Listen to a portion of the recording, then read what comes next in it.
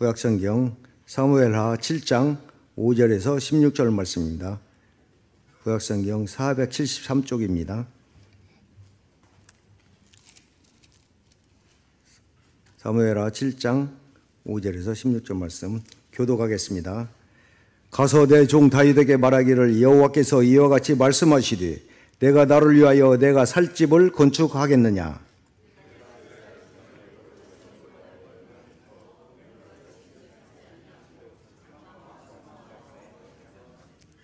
이스라엘 자손과 더불어 다니는 모든 곳에서 내가 내 백성 이스라엘을 먹이라고 명령한 이스라엘 어느 지파들 가운데 하나에게 내가 말하기를 너희가 어찌하여 나를 위하여 백향목집을 건축하지 아니하였느냐고 말했느니나.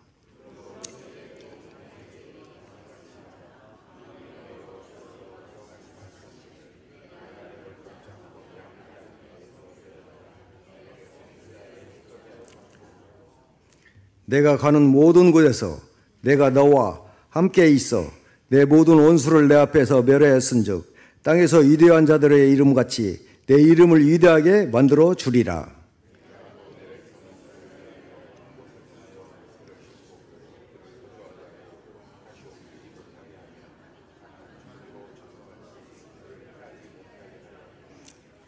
전에 내가 사사에게 명령하여 내 백성 이스라엘을 다스리던 때와 같이 아니하게 하고 너를 모든 원수에게서 벗어나 편히 쉬게 하리라. 여호와가 또 내게 이르노니 여호와가 너를 위하여 집을 짓고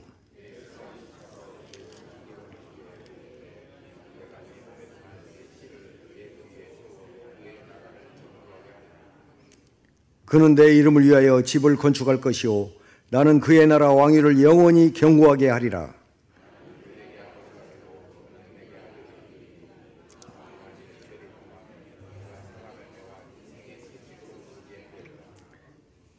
내가 내 앞에서 불러나게 한 사울에게서 내 은총을 빼앗은 것처럼 그에게서 빼앗지는 아니하리라.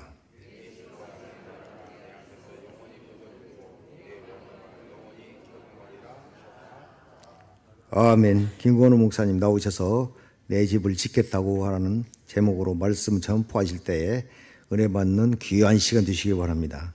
거룩하신 아버지 하나님, 오늘 복되고 거룩한 주일 허락하여 주시고 이 오후 시간에 익산 중앙교회 재직 헌신 예배를 드릴 수 있도록 시간 주시고 은혜 주시고 사모하는 마음 주셔서 감사합니다. 이곳에 모여 하나님 헌신을 다짐하는 모든 성도들에게 하나님의 능력으로 함께하여 주시옵소서. 그래서 올 2024년 한 해가 참으로 주님을 기쁘시게 하며 주님께 온전히 헌신된 자로서 나아가기를 결단하는 이 시간 되게 하여 주시옵소서. 부족한 종에게 말씀을 전하는 은혜를 주셨사오니 하나님 이 종의 모습은 감춰주시고 오직 하나님의 전능하신 진리의 말씀만이 증거되게 하여 주시옵소서. 그래서 이 말씀을 들을 때 성도들의 마음에 감동이 있게 하시고 그 말씀을 따라 결단하게 하시고 살아가는 모든 날 동안 주님과 동행하며 온전히 헌신된 자로 살아가기를 기뻐하는 삶이 되게 하여 주시옵소서. 감사드리옵고 예수님의 이름으로 기도드리옵나이다. 아멘. 할렐루야. 반갑습니다. 저는 전주 송천동에서 목회를 하고 있는 김건호 목사라고 합니다. 태어나서 여기 처음 왔습니다. 왔는데 들어오자마자 분위기가 정말 따뜻하고 좋았습니다. 저희 교회는 이제 개척한 지 얼마 되지 않아서 여기 지금 이 본당의 4분의 1도 안 되는 자리에서 우리 성도들 한 30명 되는 분하고 함께 신앙생활을 하고 있습니다. 익산중앙교회 50주년 됐죠, 올해가? 제가 아까 목사님께도 그런 말씀을 드렸습니다. 50년 동안 이 교회를 꾸미고 또 섬기느라고 얼마나 많은 성도님들이 피와 땀과 눈물을 흘리셨을까, 그게 느껴진다고 그렇게 말씀을 드렸습니다. 여러분들, 그러나 이 땅에서의 모든 수고는 하나님 나라에서 하나님이 주시는 칭찬으로 가름하시기 바랍니다. 이 땅에서 살아있을 때 여러분들 부귀영화를 생각하지 마시고 나를 죄 가운데 구원하시고 또 천국을 향해 거룩한 순례자의 길을 걸어갈 수 있도록 그 길을 인도하시는 하나님께 감사하며 하루하루 그렇게 복된 삶을 살아갈 수 있기를 주의 이름으로 축복합니다. 저희 교회는 이름이 설린교회인데요, 이름이 뭐냐면 설린, 선한 이웃이라는 뜻입니다. 제가 독일에서 공부할 때 하나님께서 저에게 주신 은혜가 있어서 일평생 그 은혜를 실천하면서 살겠습니다 하면서 교회를 개척하고 새벽에 기도를 하는데, 우리나라에 있는 모든 교회 이름을 다 뒤져봤어요. 이름들이 참 좋더라고요. 근데 아무리 좋은데도 제 마음에 와닿지를 않았어요. 근데 하루는 새벽에 기도하는데, 하나님 이제 개척을 다 할 때가 다 돼가는데 이름을 못 정했습니다 그랬더니 하나님이 제 마음에 주었잖아 그러더라고요. 뭐예요 그랬더니, 너 나중에 어떻게 살기로 했어? 모든 사람에게 선한 이웃이 되어서 살기로 했습니다. 그걸 한자로 생각해봐 그러더라고요. 그래서 설린이라는 이름이 되었습니다. 그래서 우리 교회가 이제 개척한 지 7년 반 됐습니다. 교회는 아주 작지만 교회에서 그 교회 목표 비전이 설린의 섬김이기에 교회에서 나름대로 개척교회에 걸맞는 일들을 하고 있습니다. 대표적인 일들이 칼갈이 섬김을 지금 7년 동안 하고 있고, 또 소년원 섬김을 8년째 개척하자마자 시작하고 있고, 그 다음에 4년 전부터는 아프리카에 우물을 파는 일을 해마다 하나씩 파주기로 해서 작년까지 3개를 팠습니다. 그리고 올해도 또 하나 팔려고 준비하고 있고, 그 다음에 또 길거리 노점상 할머니들이 지나가는데 그렇게 굶주려가지고 그러면서 또 장사를 하시는 모습이 마음이 너무 아파서 하나님께 기도를 드렸어요. 하나님, 저분들에게 단 일주일에 한 번이라도 제가 빵을 좀 나눠드렸으면 좋겠습니다. 이렇게 기도를 했더니 하나님 또 응답해 주셔서 42년 만에 친구가 전화를 해서 빵을 보내줬어요. 매주 보내줍니다. 그래서 그 빵으로 그분들 드리고, 또 남은 것은 또 다른 저쪽 풍남문이 있는 데서 노숙자들이 계시거든요. 거기다도 보내드리고, 또 남으면 우리 성도들끼리 나눠 먹기도 하고, 그래서 우리는 그렇게 신앙생활을 하고 있습니다. 물론 익산 중앙교회가 해왔던 그런 일에 비하면은 새 발이 피겠죠. 이 교회가 감당했던 그 엄청난 일들을 어찌 우리 교회와 비교조차 할 수 있겠습니까? 그러나 이 모든 것들이 다 모여서 하나님의 나라를 이루고 하나님의 뜻을 이루어가고, 또 그 모든 입술이 모여서 하나님께 영광을 돌리게 될 것입니다. 오늘 재직 헌신 예배를 드리는데, 그래서 저는 여러분들에게 그 재직 헌신 예배와 관련된 말씀을 전하기 전에 우리 교회를 먼저 소개하고 말씀을 드리려고 합니다. 이제 말씀을 함께 나누도록 하겠습니다. 오늘 본문 우리가 읽은 말씀은 재직 헌신 예배 때 사용하는 말씀이 아니에요. 보통 재직 헌신 예배를 하면은 신약 성경에서 뭐 디모데서나 빌립보서 이런 데서 많이 본문을 인용합니다. 그런데 제가 이 말씀을 오늘 본문으로 잡은 이유가 있죠. 그런데 오늘 본문에서 이 말씀에 담긴 하나님의 뜻을 정확하게 이해하지 못하면 자칫 오늘 본문의 말씀과 전혀 다른 해석을 할 수가 있어요. 모든 성경의 주인공은 누구죠? 하나님이시죠. 근데 자칫 사람이나 어떤 사건에 집중할 때 그런 오류가 발생할 수 있다는 겁니다. 그래서 본문에 대한 여러분의 이해를 돕기 위해서 우리가 함께 읽었던 사무엘하 7장의 전후의 상황을 잠깐 소개하면서 설교를 이어가도록 하겠습니다. 먼저 사무엘하 6장에서 다윗이 이스라엘의 왕이 되었어요. 그리고 나서 뭘 했느냐? 블레셋에게 빼앗겼던 여호와의 언약궤를 우여곡절 끝에 예루살렘으로 가져오는 과정을 소개하고 있습니다. 엘리 제사장 때 블레셋과의 전쟁에서 빼앗겼던 언약궤가 20여 년 만에 드디어 예루살렘으로 들어오게 된 것이었죠. 그래서 전쟁이 끝나고 이제 이스라엘의 평화가 찾아오는 게 바로 7장의 내용입니다. 그리고 나서 평화가 찾아오니까 이스라엘이 강대국이 되었죠. 그 당시에 근동지방에서 다윗이 가장 강한 왕이 되었던 거죠. 그러니까 두로왕 히람이라고 하는 사람이 잘 보이기 위해서 다윗에게 백향목을 가져와서 궁전을 지어줍니다. 그걸 일컬어서 우리는 다윗궁이라고 이름을 짓고 있죠. 그래서 다윗은 백향목 궁전에 거하고 있지만 정작 그 이스라엘에게 평화를 가져다 주신 여호와의 언약궤는 어디에 있었어요? 여전히 허름한 성막 안에, 마당 안에 방치되어 있었어요. 다윗은 그 모습이 몹시 불편하고 하나님께 송구스러웠어요. 여기에서 우리가 헌신에 대한 내용을 좀 살펴보려고 합니다. 이에 다윗은 나단 선지자에게 내가 하나님의 성전을 짓고 싶습니다라는 생각을 말했고, 나단은 뭐라고 했냐? 왕이 좋은 대로 하십시오 이렇게 권유를 합니다. 그런데 문제는 그날 밤 하나님이 나단 선지자에게 오셔서 다소 좀 이해하기 어려운 말씀을 하십니다. 제가 읽어드릴게요. 5절부터 7절까지입니다. 내 종 다윗에게 말하기를 여호와께서 이와 같이 말씀하시되 내가 나를 위하여 내가 살 집을 건축하겠느냐? 내가 이스라엘 자손을 애굽에서 인도하여 내던 날부터 오늘까지 집에 살지 아니하고 장막과 성막 안에서 다녔나니 이스라엘 자손과 더불어 다니는 모든 곳에서 내가 내 백성 이스라엘을 먹이라고 명령한 이스라엘 어느 지파들 가운데 하나에게 내가 말하기를 너희가 어찌하여 나를 위하여 백향목 집을 건축하지 아니하였느냐고 말하였느냐. 이 말씀입니다. 이 말씀을 나단 선지자에게 하셨어요. 여러분, 그래서 여러분이 5절로 7절 이 말씀을 어떻게 이해하느냐에 따라서 사무엘하 7장 전체의 의미가 완전히 달라질 수 있습니다. 그래서 이 말씀을 정확하게 이해해야 됩니다. 그런 다음에 하나님은 오늘 본문 9절로 16절에서 다윗에게 놀라운 축복을 약속하십니다. 뭐냐?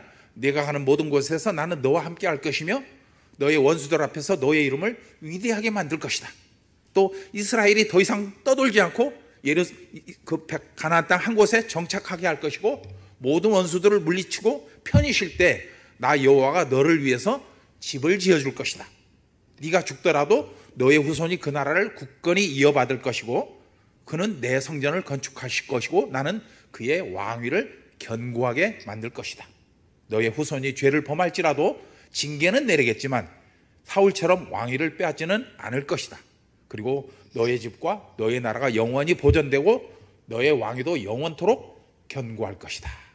이게 오늘 본문 9절로부터 16절에서 하신 하나님의 축복의 약속이에요. 바로 이 말씀 때문에 여러분, 이 말씀 때문에 성도들은 사무엘하 7장이 성전을 짓겠다고 하는 다윗에게 하나님이 축복하셨다고 믿고 있습니다. 여러분 중에도 그렇게 생각하시는 분들이 있을 것이라고 것이죠.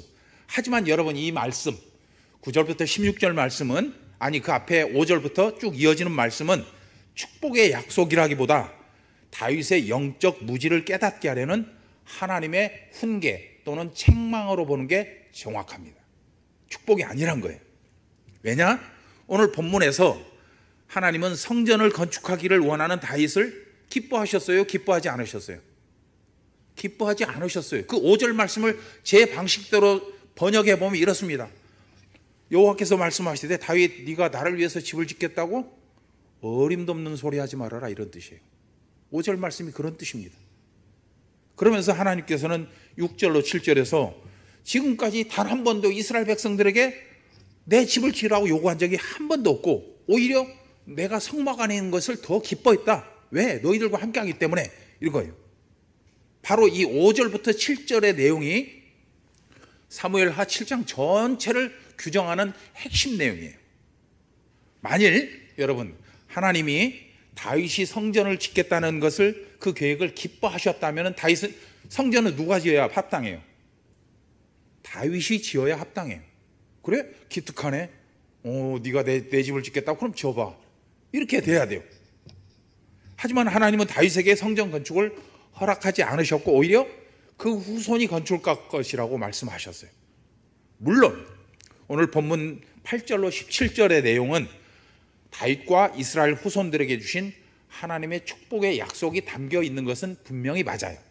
하지만 사무엘하 7장 전체를 살펴보면 이 말씀은 다윗을 축복하신 말씀이 아니라 다윗을 훈계하거나 책망하는 말씀으로 보는 것이 더 합당하다는 겁니다. 제가 익산중앙교회 재직 헌신 예배를 설교를 준비하면서 이 말씀을 본문으로 정한 이유가 바로 여기에 있습니다. 여러분, 하나님은 그동안 이스라엘에게, 아니 역사상 어떤 사람에게도 어떤 것도 요구하신 적이 없었어요. 오히려 그들을 지키고 보호하시고 동행하시기를 더 기뻐하셨습니다. 아멘이시죠? 네. 아브라함으로부터 시작된 이스라엘의 역사는 하나님의 은혜와 도우심이 아니면 달리 설명할 방법이 없어요. 다윗 또한 자신의 모든 삶이 주님으로부터 도우심으로 이어졌음을 겸손히 시편 23편에서 고백하고 있어요. 여호와는 나의 목자시니 내게 부족함이 없습니다. 다윗이 부족함이 없어 살았습니까? 아니에요. 내가 사망의 음침한 골짜기로 다녀도 내가 두려워하지 않았던 것은 뭐 때문에? 주님이 나를 돌보고 계시기 때문입니다. 그것 때문에 부족함이 없는 거지 삶에 불편함이 없어서 부족함이 없다고 고백했던 게 아니란 거죠. 이처럼 하나님은 다윗이나 이스라엘에게 부담을 주신 게 아니라 모든 순간 함께 하시고, 그래서 다윗과 이스라엘을 지키시고 보호하시고 인도해 주셨습니다. 하나님이 다윗이나 이스라엘에게 아무것도 요구하지 않은 이유는 아주 간단해요. 왜죠? 하나님에게는 필요한 게 없으니까 그런 거예요. 하나님이 만물의 주인이 하나님이신데 굳이 거기에 요구할 일이 없는 거죠. 물론 하나님을 위한 성전을 짓고 싶다는 다윗의 마음은 그 자체로 칭찬받고 본받을 만한 일은 분명하죠. 여러분들이 하나님께 죽도록 충성하고 싶다는 것이 기쁘고 하나님께서 기뻐하실 일은 분명하다는 거예요. 여기서 헌신과 연결이 된다는 거예요. 그럼에도 다윗의 생각은 하나님을 기쁘시게 하지 못했고 오히려 책망의 원인만 제공했을 뿐이에요. 이유가 뭘까요? 여러분 가만히 생각해보면 다윗이 자기는 어디에 살고 있어요? 지금 두로왕 히람이 지어준 백향목 궁전에 살고 있고, 하나님 그 대신 마당에 방치된 허름한 성막 안에 계시니 다윗의 생각을 뭐냐? 하나님도 멋진 성전을 이어서 거기에 모시고 싶다는 생각이 있던 거죠. 그런데 이 생각이 굉장히 위험하다는 겁니다. 아주 위험한 생각이란 거예요. 왜냐? 헌신 예배를 드리는 여러분이 꼭 명심해야 될 내용이 바로 여기 있습니다. 다윗의 그 말은 뭔 말이냐면, 역으로 생각해보면 그래도 하나님은 허름한 성막이 아닌 멋진 성전에 계셔야만이 폼나고 격에 맞는 것 아니냐, 이런 의미로 해석될 수 있다는 거예요. 물론 다윗이 하나님께 안타깝고 송구스러워할 만큼 그 당시 여호와의 언약궤와 성막은 몹시도 낡고 허름했을 것이에요. 왜냐하면 그 성막은 그 다윗으로부터 500여 년 전에 모세가 만든 거예요. 성막도 그렇고 언약궤도 그렇고 모세가 만든 것이기 때문에 광야를 지나오고 중간중간에 수선을 했다고 할지라도 그냥 누더기 같았을 것이에요. 굉장히 허름했을 것입니다. 그 사이에 중간에 성막을 바꾼 적이 없었어요. 500년 동안 그 성막 그대로 했어요. 여러분, 하지만 성막은, 그리고 언약궤는 하나님이 계신 곳이기에 그것이 어떤 상태라고 해도 그 자체로 거룩하다는 것을 꼭 기억하시기 바랍니다. 그래서 다윗이 이것을 망각한 거예요. 하나님은 그냥 멋진 성전에 계셔야만 폼나고 더 돋보일 거 아니냐, 이렇게 생각한 거예요. 그게 위험하다는 뜻입니다. 즉 여호와의 성막이 거룩한 것은 성막을 지은 재료가 귀해서가 아니고 비싸서가 아니고 그 성막의 주인이신 하나님이 거룩하시기 때문입니다. 저는 당근마켓을 자주 이용합니다. 당근마켓의 명수입니다. 거기에서 10,000원짜리, 20,000원짜리를 잘 삽니다. 그래서 제 아내는 당신은 그냥 참았다가 돈 모아서 좋은 걸 사지, 그러는. 제가 그런 말을 합니다. 옷이 명품이면 뭐라냐, 사람이 명품이면 됐지, 이런 얘기를 합니다. 여러분 모두는 비록 나이 들어 늙고 병들고 연약할지라도 하나님이 여러분을 명품으로 불러주신 것을 믿으시기 바랍니다. 거칠해가지고 겉으로 드러난 폼나는 걸로 자랑하지 마시고, 내 안에는 뭐가 있다? 보배가 있다. 예수 그리스도가 있다. 이것이 여러분들에게 가장 큰 자랑거리임을 믿으시기 바랍니다. 그런데 다윗은 이것을 망각했던 거예요. 즉 여호와의 성막이 거룩한 것은 재료가 귀한 것이 아니라 성막의 주인이신 하나님이 거룩하고 존귀하시기 때문입니다. 따라서 하나님이 성막을 주신 목적이 단지 당신의 영광을 드러내기 위함이었다면 멋진 성전을 짓고 싶다는 다윗은 마땅히 하나님께 칭찬을 받아야 하는 게 맞아요. 하지만 그런 뜻이 아니었기에 다윗은 칭찬보다 책망을 받았던 거예요. 바로 이 부분에서 우리는 하나님이 성막을 지으신 진짜 목적을 정확하게 깨달아야 합니다. 여러분, 하나님이 성막을 지으신 첫 번째 목적이 뭘까요? 내가 너희와 영원토록 함께 있을 것이다. 성막의 첫 번째 목적이 그거예요. 나 폼나게 해줘, 이게 아니고 내가 너희와 영원토록 이것이 바로 증거다, 이거예요. 일찍이 애굽을 벗어난 이스라엘 백성들이 광야를 떠돌 때 그들은 끊임없이 하나님을 의심하고 원망했습니다. 그 이유가 뭘까요? 이스라엘 백성들은 그런 생각했어요.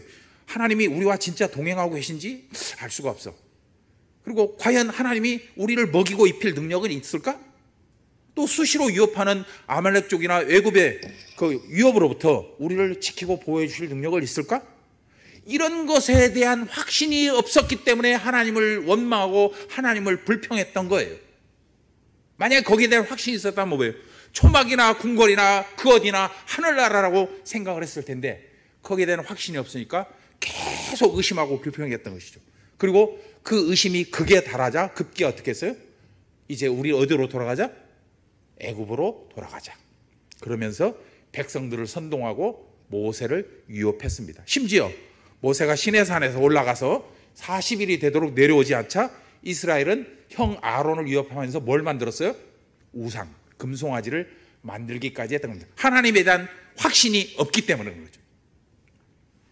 그런데 그럼에도 불구하고 하나님은 그처럼 당신을 의심하는 이스라엘 백성들을 위해서 언약궤와 성막을 만들어 주셨습니다. 그리고 율법을 정해 주셨습니다. 그것이 뭐라고 그랬죠? 내가 너희와 영원토록 함께 있을 것이다. 그거였어요. 따라서 성막이 하나님의 임재를 나타내는 것이 첫째 목적이라면 성막은 화려하고 웅장할 하등의 이유가 없어요. 이 자리에 계신 하나님이란 거예요.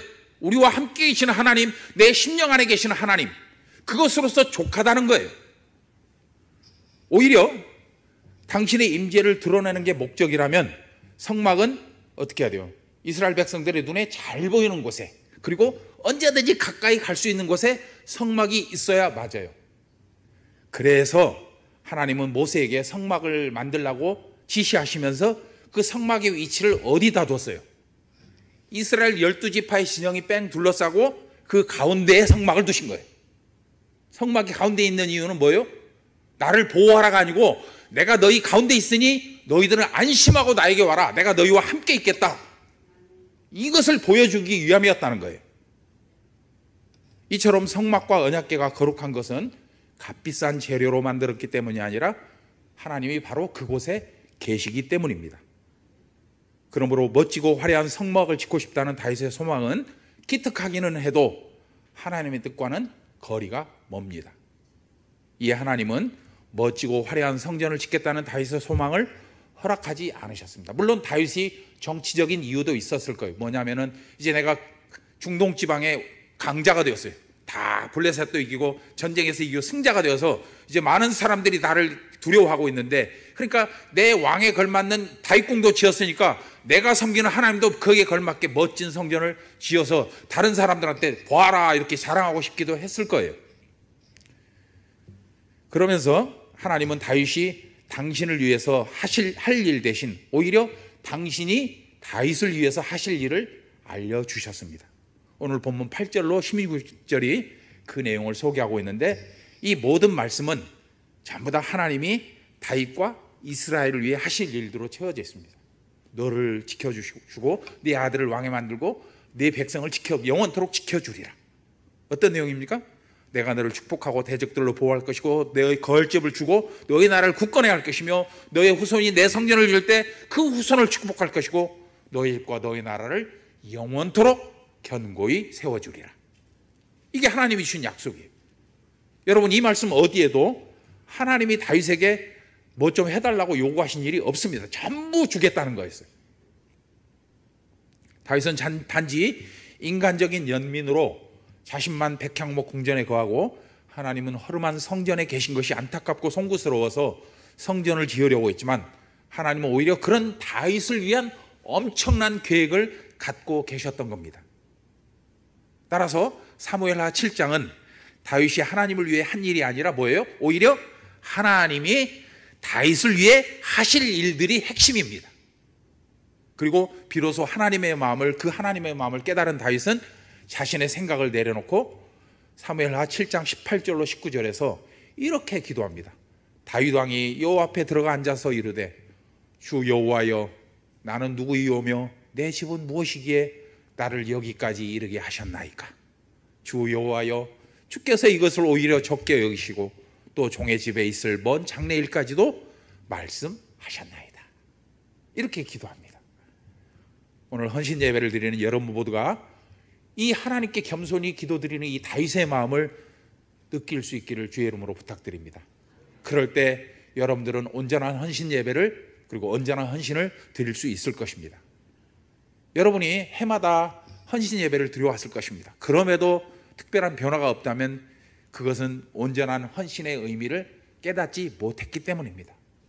여러분, 온전한 헌신이란 내가 하나님을 위해서 무엇을 하는 게 아닙니다. 우리가 헌신하자면 헌금을 내자, 어디 그 건물을 짓자, 충성하자, 막 일을 하자, 열심히 이렇게 하는데 그게 아니란 거예요. 그게 헌신이 아니에요. 하나님이 나를 통해 무엇을 이루어 가실지를 찾아내는 게 헌신이에요. 그걸 기대하는 거예요. 그래서 성전 건축 계획을 거절당한 다윗이 오히려 하나님께 하나님 감사합니다, 이렇게 겸손히 기도했던 이유가 바로 여기서, 그동안은 내가 뭘 해야만이 하나님이 영광을 받으실 걸 생각했는데 그게 아니고 하나님이 나를 위해서 계획하신 것을 내가 발견하니까 내가 겸손할 수밖에 없는 것이죠. 그래서 얼마 전까지도 하나님을 위해 마치 자신이 무엇을 할 수 있을 것처럼 기고만장하던 다윗의 모습은 온데간데 없어지고 이제는 모든 것을 주님이 이끄시는 대로 순종하겠다는 다윗의 깊은 신앙만 사무엘하 7장에서는 느낄 수 있습니다. 여러분, 그렇습니다. 때때로 인간은 자신이 마치 하나님과 동격이라도 되는 것처럼 자기 능력을 과시할 때가 있습니다. 내가 목사인데, 내가 장로인데, 권사인데, 내가 기도를 이렇게 잘하는데, 또 내가 어떤 역할이라도 해야만이 하나님이 기뻐하시고 그걸 안 하면은 하나님이 기뻐하시지 않으실 거라는 착각을 하기도 합니다. 하지만 여러분, 우리의 지난 시간을 한번 돌아보십시오. 우리의 삶의 모든 것이 주님의 은혜 말고는 설명할 다른 방법이 있습니까? 내 평생 살아온 길 뒤를 돌아보니 걸음마다 자국마다 다 죄뿐입니다. 그런 나를 구원하셔서 이 영광된 자리에 이 영광된 삶을 살게 하셨다는 게 얼마나 감사한 일입니까? 굳이 성경의 인물을 소개하지 않아도 여러분 스스로가 살아온 지난 삶만 돌아봐도 그것은 얼마든지 증명할 수 있습니다. 저도 그것만 써도 책 몇 권을 쓸 수 있습니다. 어떤 사람이 이렇게 불평을 했습니다. 하나님 앞에, 하나님, 제가 옛날에 잘 나갈 때는 제 인생을 뒤돌아보니까 발자국이 4개가 찍혀 있던데 어느 날 제가 사업에 실패하고 힘드니까 발자국이 2개만 있었어요. 보니까 그게 제 발자국 같던데 하나님 그때 어디 계셨어요? 이렇게 항의를 했어요, 하나님한테. 하나님 뭐라고 대답하셨을까요? 아들아, 네가 사업 실패하고 믿음도 잃고 방황할 때 찍힌 2 발자국은 네 발자국이 아니라 내가 너를 업고 온 발자국이란다. 그렇다는 겁니다. 그래서 하나님의 은혜를 깨닫는 다윗은 오늘 본문 18절에서 이렇게 고백합니다. 주님, 제가 무엇이기에 이토록 큰 은혜를 베풀어 주십니까? 다윗의 이 고백에는 어떤 허세나 교만도 없이 오직 하나님의 뜻에 순종하겠다는 겸손의 모습만 나타나고 있습니다. 오늘 헌신 예배를 드리는 여러분이 일평생 간직해야 할 마음이 바로 이것입니다. 주님 뜻대로 하옵소서. 그러므로 재직 여러분, 하나님을 위해 멋진 일을 해야 하나님이 기뻐하실 것이라는 생각을 내려놓으시기 바랍니다. 그건 아니에요. 굉장히 위험합니다. 오히려 주님이 나를 통해 어떤 일을 행하실지를 겸손한 마음으로 기대하십시오. 그것이 바로 온전한 헌신이라는 겁니다. 그리고 주님이 나에게 그걸 보여주실 때 기꺼이 그 일에 동참하는 것, 이게 헌신한 거죠. 물론 행위로서의 헌신을 하지 말라는 건 아닙니다. 그러나 그 모든 행위의 주권은 어디에 있다? 하나님께 있다는 겁니다. 이에 저는 오늘 설교를 준비하면서 그 제목을 뭐라고 했죠? 내 집을 짓겠다고 어림없는 소리 하지 말아라 이거예요. 왜냐? 하나님을 바르게 아는 것이 하나님을 위해 무엇을 하는 것보다 훨씬 중요하기 때문에. 또 다윗처럼 선한 의도로 주님을 섬긴다고 해도 그 모든 일이 반드시 하나님을 기쁘시게 할 수도 없기 때문입니다. 여러분, 하나님은 우리의 존재와 상관없이 당신의 일을 이루어 가시는 분입니다. 그 가운데 우리를 동역자로 불러주셨다는 것이 감사할 따름인 거죠. 따라서 오늘 헌신 예배를 드리는 재직 여러분은 이 사무엘서에 기록된 사건들을 통해서 하나님의 성품과 하나님의 뜻, 그리고 우리 인간을 위해 하나님이 일하시는 영적 원리들을 깨닫는 것이 무엇보다 중요합니다. 뭐 하나 하는 것보다 그걸 깨닫는 게 더 중요하다는 거죠. 오늘 본문을 다윗에게 주시는 축복으로만 이해하면 이와 같은 하나님의 귀한 교훈을, 진리를 놓칠 수가 있기 때문입니다. 그렇다면 오늘 본문을 포함한 사무엘하 7장은 이 시대의 그리스도인들에게 어떤 영적 교훈을 주고 있을까요? 본문은 첫 번째로 무엇보다 하나님의 뜻을 바로 깨닫기를 힘쓰라는 교훈을 줍니다. 여러분, 하나님의 뜻을 바르게 깨달으십시오. 아마도 다윗은 성전을 건축하려 할 때 하나님의 영광보다 정치적 의도가 더 강했을 것입니다.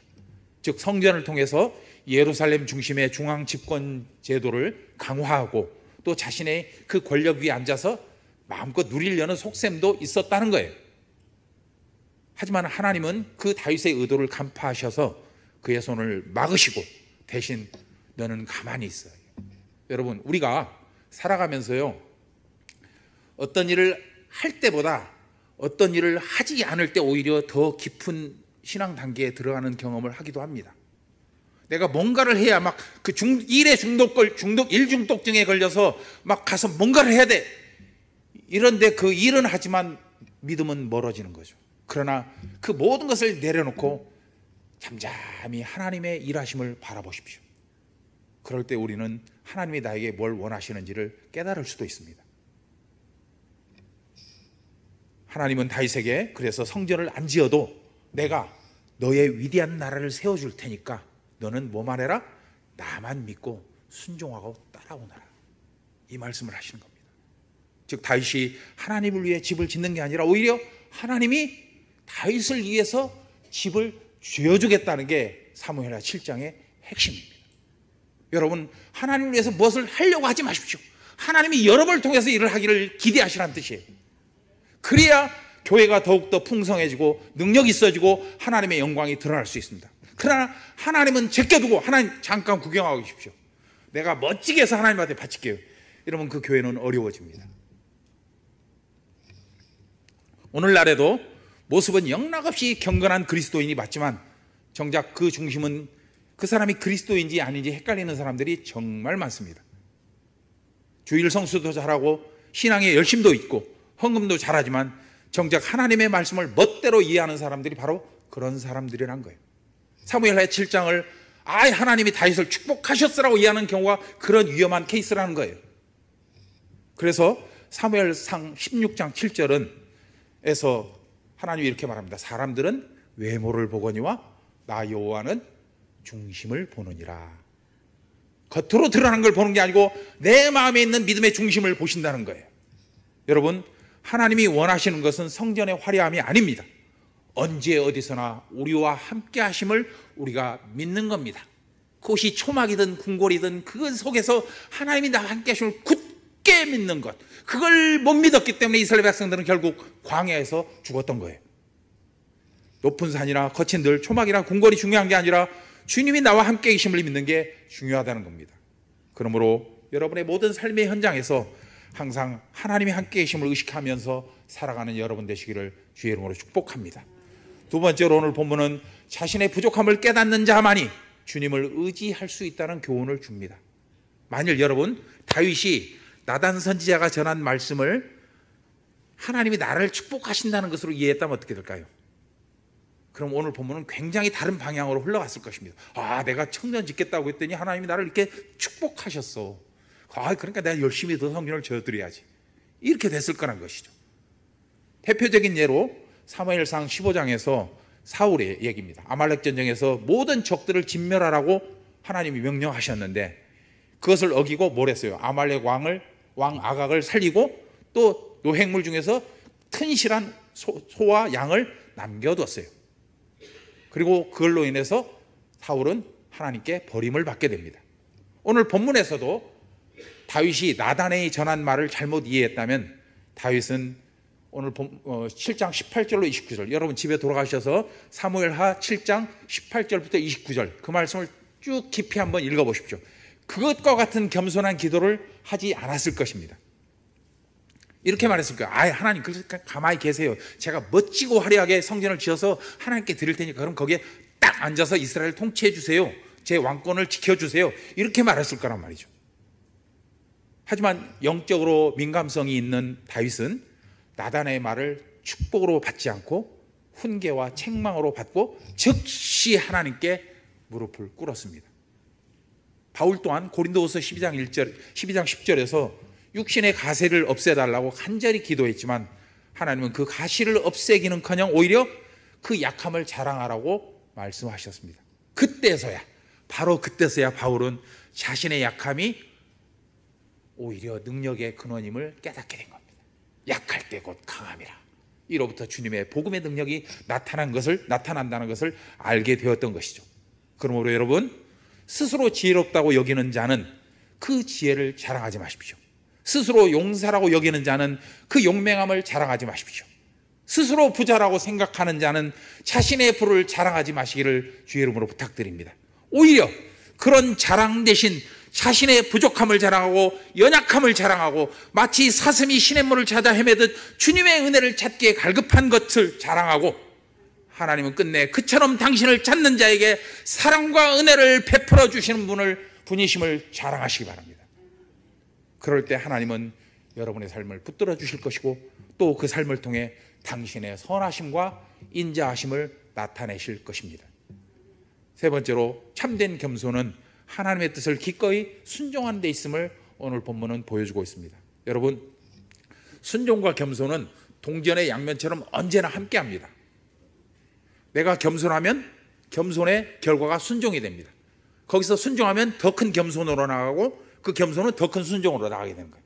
그러니까 이게 따로 떨어져 있는 게 아니에요. 동전의 양면입니다.